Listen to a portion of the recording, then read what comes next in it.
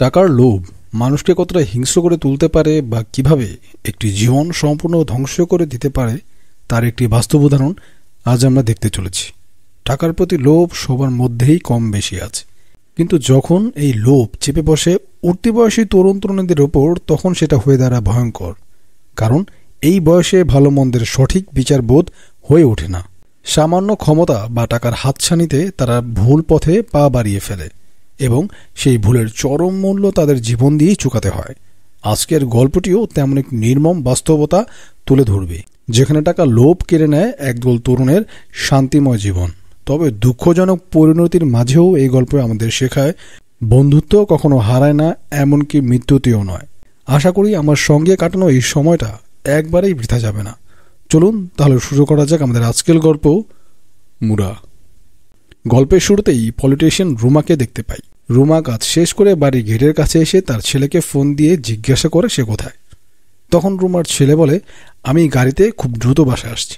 কথা শেষ করে রুমা বাড়ির ভিতরে যেতে যাবে, ঠিক তখন হঠাৎ করে একজন এসে তার পেটের ভিতরে সে তার পিস্তল বের করে গুলি করতেই যাবে, এমন সময় আরেকজন এসে পিছন থেকে দেয়। এরপর রুমাকে মেরে তারা দুজন এখান থেকে পালিয়ে যায়। কিছুক্ষণ পর রুমার ছেলে এসে তার মাকে রক্তাক্ত অবস্থায় বাড়ির বাইরে পড়ে থাকতে দেখে। কে বা কারা কেন তার মাকে মারলো তা জানতে হলে আমাদেরকে যেতে হবে ফ্ল্যাশব্যাকে। তো দেখা যায় গ্রামের কয়েকজন ছেলেকে নিয়ে জুগলি একটি অফিসে এসে সবকিছু ভাঙচুর করে। জুগলি এই কয়েকজনের লিডার। যখন সেখানে পুলিশ আসে তখন যে যার মতো সেখান থেকে পালিয়ে যায়। তো দেখা যায় চার বন্ধু মিলে জঙ্গলের ভেতরে এসে লুকিয়ে থাকে। এই চার বন্ধুর নাম হলো আনন্দ, মানু, সাজি এবং মাধব।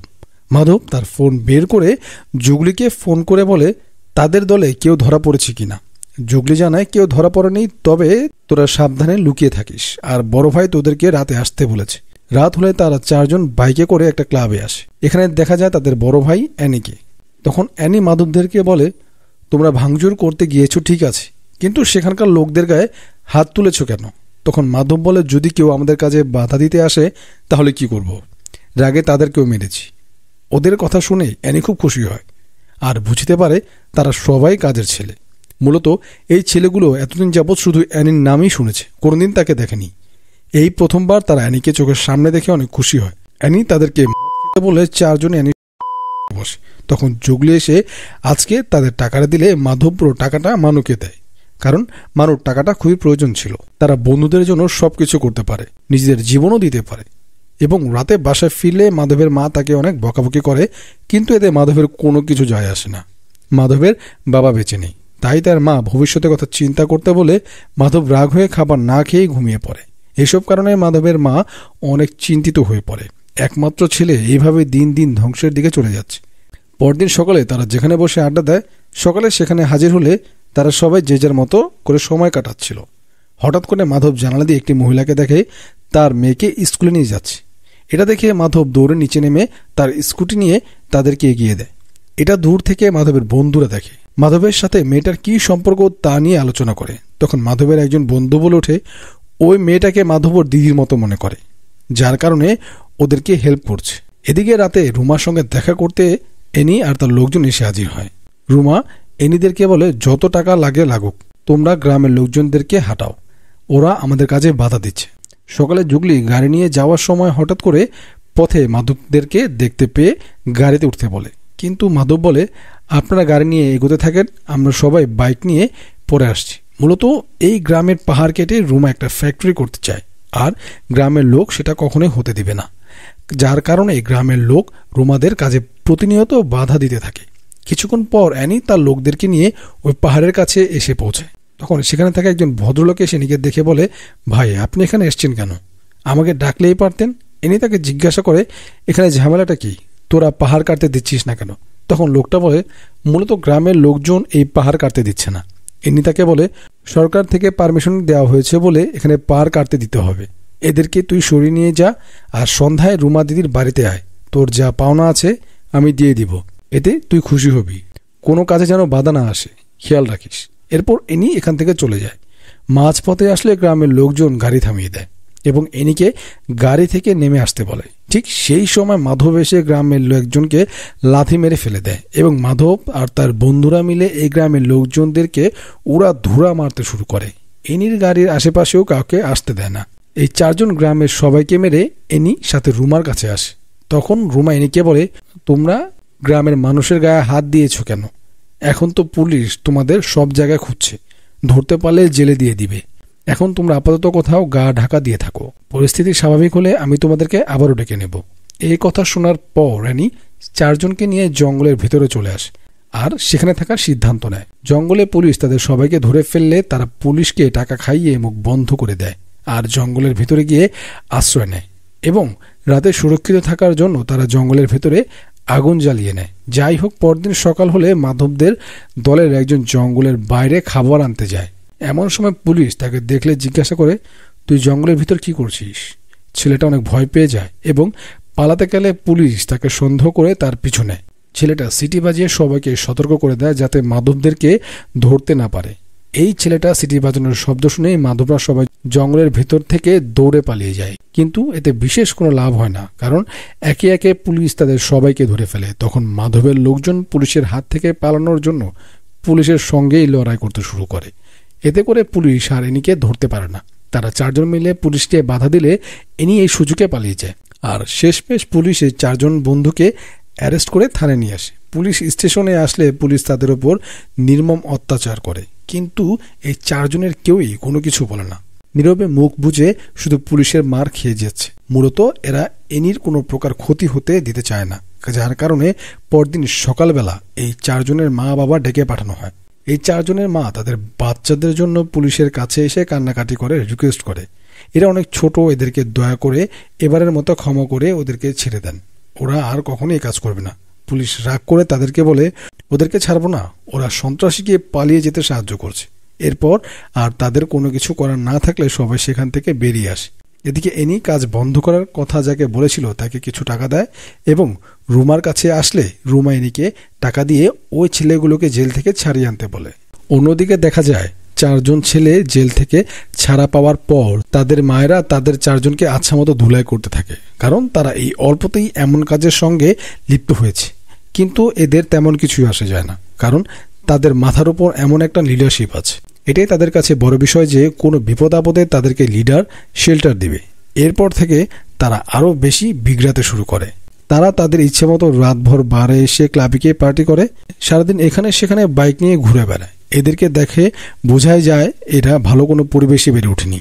সবার মাথায় দারিদ্রতার চাপ আছে এবং ফ্যামিলি তাদেরকে ভালোভাবে টেক কেয়ার করতে পারে না, যার কারণে এই ছেলেগুলো সামান্য টাকা পেয়ে উচ্ছৃঙ্খল হয়ে গেছে। কয়েকদিন পর এনির সঙ্গে মুরলী একটা বারে দেখা করতে আসে। কিছুক্ষণ পরে এনি হোটেলে ফিরে তার বন্ধুদের সঙ্গে আলোচনা করেন। সে মুরলীর সঙ্গে আজকে একটা ডিল ফাইনাল করেছে এই ব্যাপারে। তাদের ভেতরে কি ডিল হয়েছে সেটাও এনি তার বন্ধুকে খুলে বলে। মধুরাত একটা ফ্যাক্টরিতে অনেকগুলো ব্ল্যাক মানি রয়েছে, আর একবার ওই ব্ল্যাক মানিগুলো চুরি করে আনতে পারলে তাদের জীবনে আর কোনো কিছু চাওয়া পাওয়া থাকবে না। এই কথা শুনে এনির বন্ধু তাকে সেখানে যেতে বলে। এনি না করে দেয় আর জানায় ওইখানে যাওয়া যতটা সহজ মনে হচ্ছে ততটা সহজ নয়। তাছাড়া এনি সেখানে নিজে গিয়ে ফেস হতে চায় না, অন্য কাউকে দিয়ে কাজটা করাতে চায়। এনির বন্ধু বলে, তাহলে জুগলিকে পাঠিয়ে দে। এই কথা শুনে এনি বলে, জুগলিকে পাঠানো যাবে না, কারণ এটা বেশ ভয়ানক কাজ। তবে আমি ওই 4 জন ছেলের কথা ভাবছি। এনির বন্ধু বলে, ওরা এখন অনেক ছোট, ওরা এত কঠিন কাজ করতে পারবে না। তাছাড়া ওদেরকে এত অল্পতে আমাদের ভরসা করাটাও ঠিক হবে না। তখন এনি তাদের প্রশংসা করে বলে, ছোট মরিচের ঝাল বেশি, আমি এই কাজটার জন্য ওদের 4 জনকে সিলেক্ট করে রেখেছি। তো যাই হোক, পরদিন এনি মাধবদেরকে ডেকে পাঠায় আর তাদেরকে ব্ল্যাকমানির ব্যাপারে বলে। সেই সাথে সতর্ক করে বলে এই কাজটাও করতে অনেক রিস্ক আছে, কারণ তাদের আগেও একটা দল ওই টাকাগুলো আনতে গিয়েছিল, কিন্তু তারা পারেনি। এই কথা শুনে মাধবরা বুঝে উঠতে পারে না তারা এই কাজটা করবে কিনা। তা ভাবার জন্য 2 দিন সময় নেয় এবং তারা যখন এনির সঙ্গে কথা বলে চলে আসছিল তখন এনি তাদেরকে পেছন থেকে ডেকে জানিয়ে দেয় এই কথাগুলো যেন তারা ছাড়া আর কেউ জানতে না পারে। এদিকে রাত হলেই মাধবদের পুরো টিমকে ব্ল্যাকমানির ব্যাপারে নিজেদের ভেতর আলোচনা করতে শুরু করতে দেখা যায়। এত রিস্কের কাজ প্রথমেই মাধব না করে দেয়, কিন্তু মাধবের বন্ধুরা এই কাজটা কোনো মতেই ছাড়তে চায় না, কারণ তারা যদি এই কাজটা করতে পারে তাহলে অনেকগুলো টাকা পাবে। যার কারণে তারা বারবার জোর করে মাধবকে এই কাজ করার জন্য রাজি করায়। আর পরদিন এনির সঙ্গে দেখা করে বলে, আমরা এই কাজটা করব, কিন্তু আমাদের আগে যারা টাকাগুলো আনতে গিয়েছিল তারা কি কারণে টাকা আনতে পারেনি সেই সমস্যাটার কথা আমাদেরকে জানা দরকার। আপনি তাদের অ্যাড্রেস দেন, আমরা তার সঙ্গে কথা বলে সকল কিছু জেনে নিব। তো এনি মাধবদেরকে তাদের ঠিকানাও দেয়। এরপর মাধবরা 4 বন্ধু ওই ছেলেদের কাছে আসে আর বলে, আমরা তোমাদের মতো ওই টাকা চুরি করতে যাচ্ছি, তোমরা ওইখানে গিয়ে কি প্রবলেম ফেস করেছো সেগুলো যদি আমাদেরকে বলো তাহলে টাকা চুরি করতে আমাদের জন্য সুবিধা হয়। এই কথা শুনে ছেলেটা বলতে শুরু করে, আমরা ওই টাকাগুলো আনতে গিয়ে সে ফ্যাক্টরিতে পৌঁছে দেখি সেখানে কোনো টাকা নেই। এরপর আমরা যখন সেখান থেকে আসতে চাই তখন সেখানকার সিকিউরিটি আমাদেরকে দেখে ফেলে আর আমাদেরকে ধরার চেষ্টাও করে। আমরা কোনো মতে জীবন বাঁচিয়ে সেখান থেকে পালিয়ে আসতে পেরেছি। মাধব বলে, আমরা পুরোপুরি খোঁজ নিয়ে এসেছি, এই টাকাগুলো ফ্যাক্টরিতে আছে। এখন তোমরা যদি আমাদেরকে একটু সাহায্য করো তাহলে টাকাগুলো আমরা খুব সহজেই পেয়ে যেতে পারি। তাছাড়া আমি কথা দিচ্ছি ওই টাকাগুলো আমরা চুরি করলে যে কমিশন পাবো আমরা সেখান থেকে তোমাদেরকে ভাগ দিব। তখন ছেলে দুইটা মাধবদের সঙ্গে গিয়ে তাদেরকে সাহায্য করার জন্য রাজি হয়। এরপর রাতে তারা সবাই মিলে একটা গাড়ি নিয়ে সে ফ্যাক্টরির কাছে আসে। তারা ফ্যাক্টরি থেকে দূরে একটা জায়গায় তাদের গাড়িটা রেখে হেঁটে ভিতর দিকে আসে এবং দূর থেকে ফলো করে দেখতে পায় ভিতরে অনেক লোকজন পাহারা দিচ্ছে। তারা সেখানে চুপচাপ বসে দূর থেকে পাহারাদারের গতিবিধি লক্ষ্য করতে থাকে। কিছুক্ষণ পর পাহারাদাররা এখান থেকে চলে গেলে ওই 6 জন ওয়াল টপকে ধীরে ধীরে ভেতরে আসে। এতে তাদের বিপদ কিন্তু কমেনি, বরং তারা ভিতরে ঢুকে দেখতে পায় একটা পাগলা কুকুর তাদের জন্য বসে আছে। তো কুকুরগুলো ধীরে ধীরে তাদের দিকে ধেয়ে আসলে মাধব তার বন্ধুকে ব্যাগ থেকে বিস্কিট বের করে এই কুকুরটাকে দিয়ে থামাতে বলে। কিন্তু তখন মাধবের বন্ধু বলে, বিস্কুটটা আমি গাড়িতে বসে খেয়ে ফেলেছি। আর যখনই কুকুরটা তাদের উল্টো ধাওয়া দিতে শুরু করে তখন এই কয়েকজন কোনো মতে তাদের জীবন নিয়ে এখান থেকে দৌড়ে পালাতে থাকে। তারা বুঝে যায় এখানে কাজ করা অতটা সহজ হবে না, তাই কিছুক্ষণ তারা কুকুরটার সাথে ধাওয়া পাল্টা ধাওয়া দৌড়াদৌড়ি করার পর মাধব একটা কুকুরকে ধরে ফেলে আর একটা কুকুরের ডাকাটাকে শুনে ওয়াচম্যান সেখানে এসে এদেরকে দেখতে পায়। তবে 6 জন মিলে ওয়াচম্যানকে ধরে বেঁধে রাখে আর দ্রুত ভেতরে গিয়ে সে ব্ল্যাক মানিগুলো খুঁজতে শুরু করে। অনেক খোঁজাখুঁজির পর তারা ভিতরে একটা আন্ডারগ্রাউন্ড দেখতে পায় আর তারা ধীরে ধীরে ওই আন্ডারগ্রাউন্ডের ভিতরে আসলে অনেকগুলো ট্রাঙ্কের ভেতরে টাকা ভর্তি করা দেখতে পায়। এতগুলো টাকা একসঙ্গে দেখে তারা সবাই অনেক খুশি হয়, কারণ এর আগে তারা জীবনে কখনো এতগুলো টাকা একসাথে দেখেনি। এরপর তারা টাকাগুলো নিয়ে ধীরে ধীরে বাইরে বেরিয়ে আসে, কিন্তু বাইরে বেরিয়ে জঙ্গলের ভেতরে তাদের গাড়ির কাছে আসলে দেখতে পায় পুলিশ তাদের গাড়ি চেক করছে। তাই তারা দূর থেকেই তাদের গাড়ি ফলো করতে থাকে। আর যখন তারা দেখতে পায় পুলিশ চলে গেছে তখন তারা দ্রুত তাদের গাড়ির ভেতরে এসে প্রথমে স্টার্ট করতে যায়, কিন্তু প্রথমেই দেখা যায় তাদের গাড়ি স্টার্ট হয় না। মানে এখানেও বাধা আরেক বিপত্তি। কিছুক্ষণ পর হঠাৎ করে তাদের গাড়িটা চালু হলে তারা গাড়ি নিয়ে খুব দ্রুত এখান থেকে বেরিয়ে যায়, কিন্তু এখানেও তাদের বিপদ পিছু ছাড়ে না। হঠাৎ করেই তারা দেখতে পায় পেছন থেকে তাদের গাড়ি কারা যেন ফলো করছে। মাধব অনেক ভয় পেয়ে যায়, কারণ এই লোকদেরকে খবর দিয়েছে কারা। তো কিছুক্ষণ পর বুদ্ধি করে মাধব তাদের গাড়িটা নিয়ে জঙ্গলের ভিতরে এসে লাইট অফ করে চুপ করে লুকিয়ে থাকে। তো দেখা যায় মাধবের আইডিয়াটা কাজে লেগে যায়। ওই লোকগুলো মাধবদের খুঁজে না পেয়ে এখান থেকে চলে যায়। তখন মাধব এনিকে কল করে এখানকার সমস্ত ঘটনা খুলে বলে। তারা সব টাকা নিয়ে এসেছে, পথে তাদেরকে কেউ একজন ফলো করছে। তখন এনি তাদের সাহস দিয়ে বলে, তোমরা কোনো কিছুতে ভয় পেও না, আমাকে লোকেশন দাও, আমি আসছি। তো যাই হোক, মাধবের বন্ধু বলে, আমরা এই টাকাগুলোর জন্য অনেক পরিশ্রম করেছি, এনি ভাই আসলেই তাদেরকে আগে আমাদের কমিশন বুঝিয়ে দিতে বলবে। এদিকে ফ্যাক্টরির মালিক পুলিশ নিয়ে এসে তার ফ্যাক্টরির এই অবস্থা দেখে গার্ডকে সন্দেহ করে। তারা মনে করে গার্ড হয়তো চোরদের সঙ্গে মিলিত, তাই গার্ডকে অনেক, কিন্তু কোনো কিছু বের করতে পারে না। এক পর্যায়ে তারা বুঝতে পারে গার্ড কোনো অপরাধ করেনি। মূলত সিকিউরিটি গার্ড এটাও জানতো না এই ফ্যাক্টরিতে অনেকগুলো কালো টাকা লুকানো আছে। অন্যদিকে এনিও লোকেশন অনুযায়ী টাকাগুলো নিতে আসে, কিন্তু মাধব প্রথমে টাকাগুলো দিতে চায় না, আগে তাদের প্রাপ্য কমিশন দিতে বলে। হঠাৎ করে তাদের এমন কথা শুনে এনি অনেক অবাক হয়ে যায়। সে বুঝতে পারে না তারা এতটা পরিবর্তন কি করে হলো, যারা কিনা শুধু এনির দেখা পাওয়ার জন্যই মরিয়া হয়ে ওঠে। আজ তারা ভাগের টাকার জন্য এনির সঙ্গে তর্ক করছে। এনি তাদেরকে অনেক বোঝায়, এই টাকাগুলো আগে ক্লায়েন্টকে দিতে হবে, তারপর তোমরা কমিশন পাবে। এক পর্যায়ে মাধবরা এনির কথা মেনে যায়। এরপর তারা বাড়ি ফিরে খাওয়া দাওয়া করে ফ্রেশ হয়ে সন্ধ্যায় এনির ফ্যাক্টরিতে টাকা নিতে আসে। এনি মাধবদের বলে, তোমরা অনেক সাহসিকতার পরিচয় দিয়েছ, যার কারণে তোমরা ভালো টাকা পাবে। এমন সময় সেখানে রুমা আর তার ছেলে এসে হাজির হয় আর মাধবদের মাত্র 10 লাখ টাকা দিতে চায়। কিন্তু এই টাকা নিতে মাধবরা রাজি হয় না, বরং মাধব বলে ওঠে ওইখানে 300 কোটি টাকা আছে, আপনারা আমাদের মাত্র 10 লাখ টাকা দিবেন কেন? আমাদের প্রত্যেকে 50 লক্ষ টাকা দিতে হবে, কারণ এই কাজটা করতে গিয়ে আমরা অনেক বিপদে পড়েছি, আমাদের জীবনও চলে যেতে পারত। আমরা সিদ্ধান্ত নিয়েছি এরপর থেকে আমরা কখনো এমন কাজ করব না।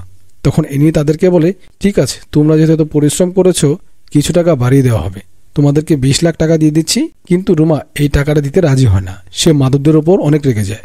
সেই সাথে রুমা যুক্তি দেখায়, আমরা তোমাদেরকে লোকেশন দিয়েছি, টাকাটা আনার ব্যবস্থা করেছি, তাই তোমরা টাকাটা আনতে পেরেছো, আমরা না থাকলে তোমরা টাকাটা আনতে পারতে না।